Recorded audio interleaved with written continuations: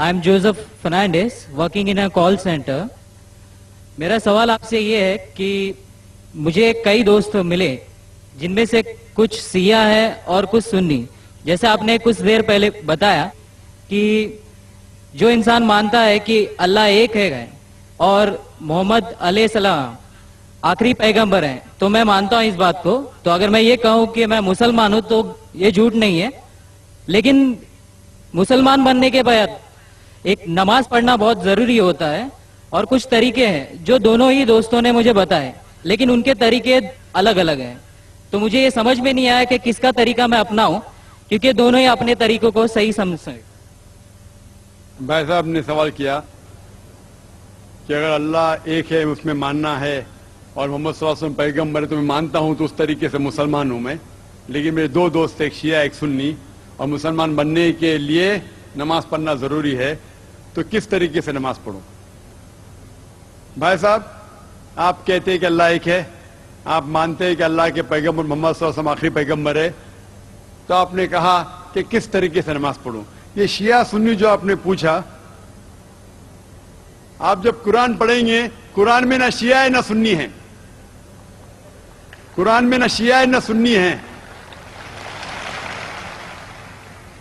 कुरान शरीफ में कहा गया है सूरह इमरान में सूरह नंबर 3 आयत नंबर 103 में, वातसिमु बिहब्लिल्लाहि जमीअन वला तफरकू, कि आप आपस में इकट्ठा होकर अल्लाह की रस्सी को मजबूती से पकड़ो. अल्लाह की रस्सी है कुरान और सही हदीस. तो आप देखिए कुरान में क्या लिखा है और अल्लाह के रसूल के सही हदीस में क्या लिखा है. तो जो भी आपसे कुछ कहता है, अगर कुरान और सही हदीस के मुताबिक है, आप उसकी बात मानो. जो जाकिर कहता है वो भी कुछ अहम नहीं इस्लाम में. जाकिर इस्लाम में जीरो है. जो जाकिर कहता है वो बात मानना जरूरी नहीं. लेकिन जब मैं कुरान का हवाला दिया तो आपको कुरान की बात मानना फर्ज है. जब मैं सही हदीस का हवाला दिया तो आपको सही हदीस की बात मानना जरूरी है. तो इसीलिए कोई भी शख्स कुछ कहता है, अगर इख्तिलाफ है उसमें, तो फिर से रुजू हो जाओ कुरान और हदीस के पास. क्योंकि कुरान में लिखा है सूरह निसा में सूरह नंबर 4 आयत नंबर 59 में, वर्स नंबर 59 में, अतिउल्लाह वाति रसूल, अल्लाह की इताअत करो, अल्लाह की बात मानो और अल्लाह के रसूल की बात मानो. और वो लोग those who have been charged with authority, जो उलुल अम्र है, वो लोग जो आपके अमीर है. लेकिन अगर इनमें इख्तिलाफ है, फिर से रुजू हो कुरान और हदीस के पास, अल्लाह और अल्लाह के रसूल के पास. तो अगर दो शख्स, दो आलिम, कोई भी अगर इख्तिलाफ है, आप फिर से मुड़ो अल्लाह और अल्लाह के रसूल के पास, कुरान और सही हदीस के पास. फिर देखो कि कौन सा दोस्त, कौन सा मुस्लिम, कौन सा आलिम, कौन सा मौलाना कुरान और सही हदीस के मुताबिक कह रहा है. आप समझे? तो इससे पता चलेगा कि क्या सही है. आप बोलते हैं कि नमाज पढ़ने के तरीके में इख्तिलाफ है. शुरू में कम से कम जो यकसा है वो तो शुरू करो.